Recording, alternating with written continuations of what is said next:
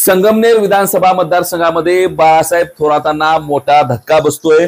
जवळपास अमोल खताळ यांना 11,000 मतांची आघाडी संगमनेर मधून मिळते। खरं तर बाळासाहेब थोरात हे काँग्रेसमधलं राज्यातलं मोठं नाव आहे। त्यांच्या भागामध्ये त्यांच्या कार्यकर्त्यांकडून भावी मुख्यमंत्री म्हणून त्यांचा उल्लेख करण्यात आला होता, परंतु कुठेतरी अमोल खताळ यांनी तिथे त्यांच्यावर त्या ठिकाणी 11,000 मतांची आघाडी घेतली आहे। खरं तर अमोल खताळांची ही आघाडी असली तर खरं त्याच्या पाठीमागचं संपूर्ण योगदान आणि श्रेय हे सुजय विखे पाटील यांचं आहे। कारण संगमनेर मतदारसंघामध्ये सुजय विखे यांनी अतिशय चांगल्या पद्धतीने काम केलं होतं।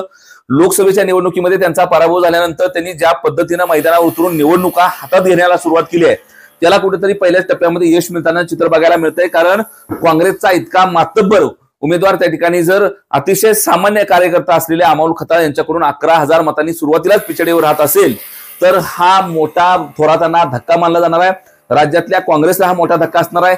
एकूणच खरं तर संपूर्ण राज्यामधून महाविकास आघाडीची मोठी पिछाडी होते, त्यामध्ये संगमनेरमध्ये इतकं मोठं नाव असलेले थोरात त्या ठिकाणी पिछाडीवर जात आहेत।